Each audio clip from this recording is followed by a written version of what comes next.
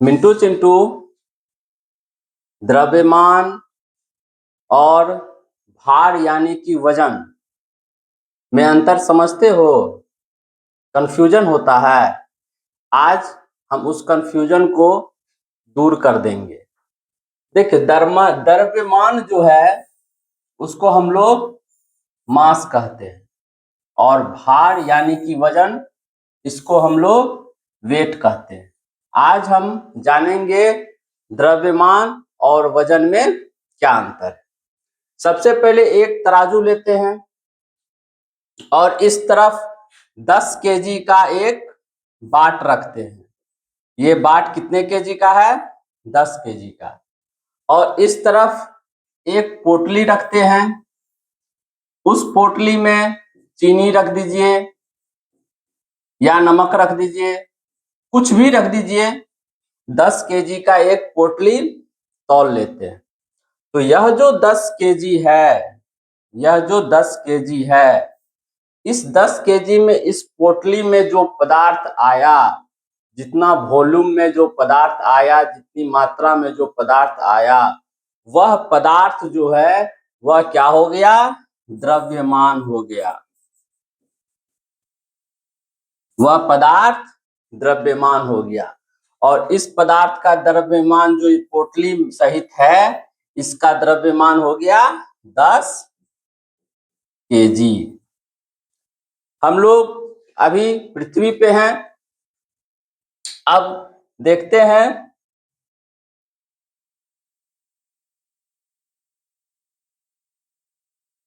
इस पोटली से हम लोग पृथ्वी पे नापे द्रव्यमान 10 केजी आया। अब उस पोटली को हम रख लेते हैं अपने सर पर, अपने सर पर रख लेते हैं।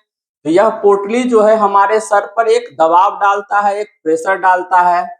यह प्रेशर यानी कि दबाव जो है वह पृथ्वी के गुरुत्वाकर्षण शक्ति के कारण पोटली हमारे ऊपर डालता है।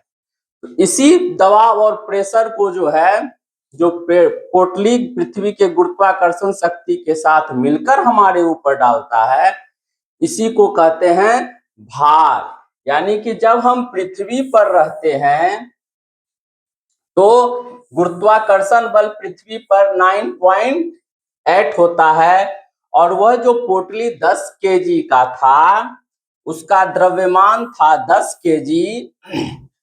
तो उसका वजन जो हो जाएगा उस पोटली का द्रव्यमान गुना गुरुत्वाकर्षण बल। यानी जो हम लोग पोटली अपने सर पर रखे, वह द्रव्यमान 10 केजी का पृथ्वी के गुरुत्वाकर्षण शक्ति के साथ मिलकर हमारे ऊपर जो भार उत्पन्न करता है, उसी को हम लोग क्या कहेंगे? वजन कहेंगे। क्या कहेंगे? वजन। यानी कि द्रव्यमान गुना ग्रेविटेशनल फोर्स बराबर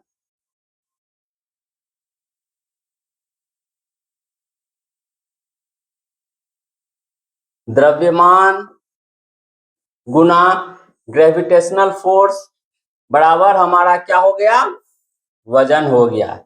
यानी कि 10 केजी द्रव्यमान था और 9.8 जो ग्रेविटेशनल फोर्स था, मिला करके 98 न्यूटन। यानी कि वह जो 10 केजी का द्रव्यमान का पोटली था, वह हमारे ऊपर गुरुत्वाकर्षण शक्ति के साथ मिलकर 10 न्यूटन का हमारे सर पर बल लगाया, यानी कि भार उत्पन्न किया। तो हमारे सर पर टोटल वेट कितना हो गया? 98 न्यूटन। वजन को न्यूटन से हम लोग डिनोट करते हैं। अब उस तराजू को, बटखारा को और पोटली को हम लेकर के चलते हैं चंद्रमा पे। अब देखते हैं चंद्रमा पे क्या होता है। चंद्रमा पर जब हम उस तराजू और बटखारा और पोटली को तोलते हैं तो चंद्रमा पे भी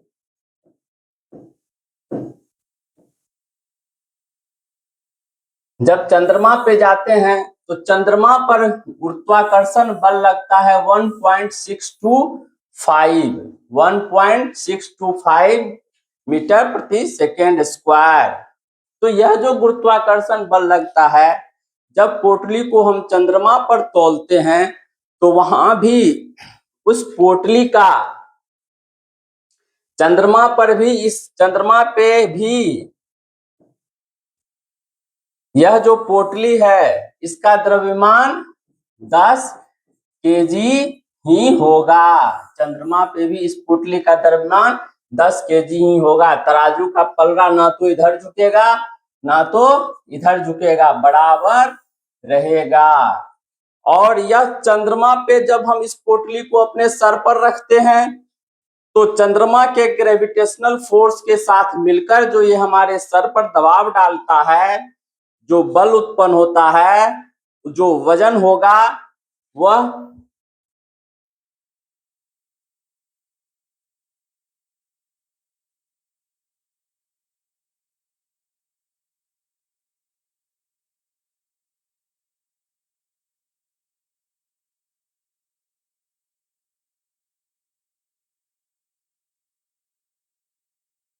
चंद्रमा पर गुरुत्वाकर्षण बल के साथ मिलकर यह जो 10 केजी द्रव्यमान का पोटली था, यह हमारे ऊपर वजन उत्पन्न करेगा, द्रव्यमान गुना गुरुत्वाकर्षण बल जो चंद्रमा पर लगता है, यानी कि द्रव्यमान गुना जी मून का। तो 10 हो गया हमारा द्रव्यमान, और चंद्रमा पर गुरुत्वाकर्षण बल जो लगता है 1.625 गुना 1.625, ये हो जाएगा 16.25 न्यूटन। अब देखो मिंटू चिंटू,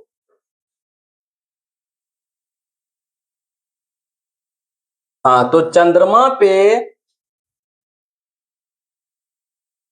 जो हमारे सर पर भार उत्पन्न हुआ, वजन उत्पन्न हुआ, वह 16 न्यूटन का हुआ। अब देखो मिंटू चिंटू, जब हम धरती पे थे तो हमारे ऊपर 98 न्यूटन का बल उत्पन्न हुआ, और जब हम वही पोटली लेकर चंद्रमा पे चले गए तो चंद्रमा जो है, चंद्रमा पे वही 10 केजी द्रव्यमान का पोटली चंद्रमा के गुरुत्वाकर्षण शक्ति के साथ मिलकर हमारे ऊपर, हमारे सर पर 16 न्यूटन का बल उत्पन्न किया। पोटली वही है, द्रव्यमान वही 10 केजी है, पृथ्वी पर उसने 98 न्यूटन का बल उत्पन्न किया, और चंद्रमा पर उसने 16 न्यूटन का बल उत्पन्न किया। इसीलिए चंद्रमा पर पोटली का भार हमको हल्का महसूस होता है। अब इस पोटली तराजू को लेकर चले जाते हैं हम कहाँ? अंतरिक्ष में। कहाँ चले जाते हैं मिंटू चिंटू? अंतरिक्ष में। अब अंतरिक्ष में जाते हैं तो वहां क्या जादू होता है देखते हैं। जब हम अंतरिक्ष में इस पोटली को तौलते हैं तो वहां भी तराजू पे यह 10 केजी ही रहेगा, ना तराजू इधर झुकेगा ना तराजू इधर झुकेगा। इस पोटली का वजन अंतरिक्ष में भी जो है 10 केजी ही रहेगा। अब 10 केजी द्रव्यमान अंतरिक्ष में भी रहा इसका। अब अंतरिक्ष में हम इस पोटली को रखते हैं अपने सर पर। अंतरिक्ष में भी कहाँ रखेंगे इसको? अपने सर पर। अब देखियो क्या जादू होता है। जब अंतरिक्ष में हम अपने सर पर रखते हैं तो अंतरिक्ष में जहां ग्रेविटेशनल फोर्स 0 होता है, यानी ग्रेविटी शून्य है, तो गुरुत्वाकर्षण बल क्या हो गया? 0। द्रव्यमान जो है वह पोटली का वहां भी कितना आया? 10 केजी। और वजन जो है, जो द्रव्यमान गुना गुरुत्वाकर्षण बल होता है, वह कितना आ गया? द्रव्यमान 10 और गुरुत्वाकर्षण बल यानी कि ग्रेविटी, वहां ग्रेविटेशनल फोर्स कितना लगता है? 0। वजन वहां क्या हो गया अंतरिक्ष में? 0। देखिए पोटली एक ही, समान वही, द्रव्यमान कहीं नहीं बदला, लेकिन वजन पृथ्वी पे कुछ और रहा, चंद्रमा पे कुछ और रहा और अंतरिक्ष में जाकर वह 0 हो गया। यानी कि अंतरिक्ष में हम पोटली अपने सर पे रखते हैं, फिर भी हमें भारहीनता ही महसूस होता है। इसलिए अंतरिक्ष यात्री जो अंतरिक्ष में जाते हैं उसे भारहीनता का अनुभव होता है। कोई अंतरिक्ष यात्री अगर 60 केजी का है धरती पे, उसका द्रव्यमान, तो 60 केजी द्रव्यमान अंतरिक्ष में भी होगा, लेकिन अंतरिक्ष में चूंकि ग्रेविटी 0 है इसीलिए उसका वजन वहां 0 हो जाएगा और अंतरिक्ष यात्री भी भारहीनता का अनुभव करते हैं। एक और बात, मान लो मेरा द्रव्यमान 70 केजी है, मुझे किसी से झगड़ा हो गया, मैं अपने पीछे, अगर मेरे पीछे 5 व्यक्ति हैं यानी कि ग्रेविटेशनल फोर्स मजबूत है मेरे पीछे, तो मुझे जिससे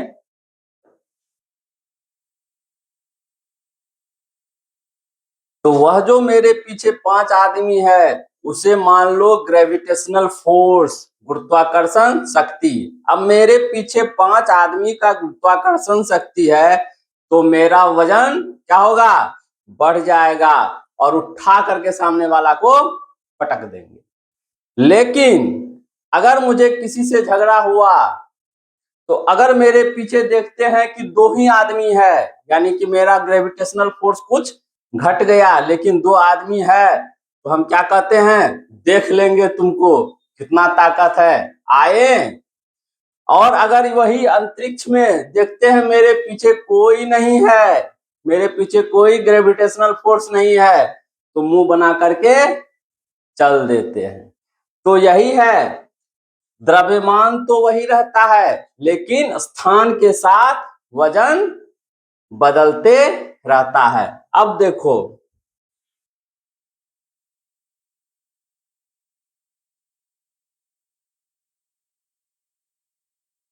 अतः किसी भी वस्तु या पदार्थ का द्रव्यमान नहीं बदलता है, किसी भी वस्तु या पदार्थ का द्रव्यमान नहीं बदलता है और यह अदिश राशि है, यानी कि यह जो है स्केलर क्वांटिटी है। द्रव्यमान एक स्केलर क्वांटिटी है, मास एक स्केलर क्वांटिटी है, परंतु वस्तु या पदार्थ का वजन स्थान के साथ बदल जाता है। यह एक सदिश राशि है, यानी कि वेक्टर क्वांटिटी है। वस्तु या पदार्थ का वजन, ये जो वजन है, पृथ्वी पे कुछ और, चंद्रमा पे कुछ और, अंतरिक्ष में कुछ और, तो यह बदलता है। किसके कारण बदलता है? ड्यू टू ग्रेविटेशनल फोर्स, यानी कि गुरुत्वाकर्षण बल, जिसकी दिशा हमेशा गुरुत्वाकर्षण बल की ओर लगती है। बहुत ही इंपॉर्टेंट है, जो ग्रेविटेशनल फोर्स है, जो वजन है, वजन का दिशा हमेशा हमेशा ग्रेविटेशनल फोर्स की ओर लगा रहेगा। जैसे मैंने अपने सर पर पोटली रखा तो वजन का दिशा जो है नीचे की ओर है, नीचे की ओर गुरुत्वाकर्षण बल लगता है, इसीलिए उसका वजन का दिशा गुरुत्वाकर्षण बल की ओर ही हमेशा लगेगा। इसलिए जो भार यानी कि वजन या वेट का दिशा हमेशा गुरुत्वाकर्षण बल के दिशा की ओर लगता है, इसीलिए वजन को जो है हम क्या कहते हैं, सदिश राशि कहते हैं, यानी कि ये जो है वेक्टर क्वांटिटी है।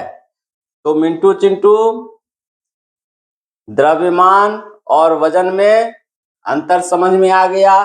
द्रव्यमान किसे कहते हैं, वजन यानी वेट या भार किसे कहते हैं, कोई दिक्कत अब कभी नहीं भूलोगे। एक बार पुनः देख लो, पोटली तराजू से लेकर के सब जगह चले जाना है और सब जगह का द्रव्यमान निकालना है, फिर वजन निकालना है। कोई दिक्कत? बहुत बहुत धन्यवाद।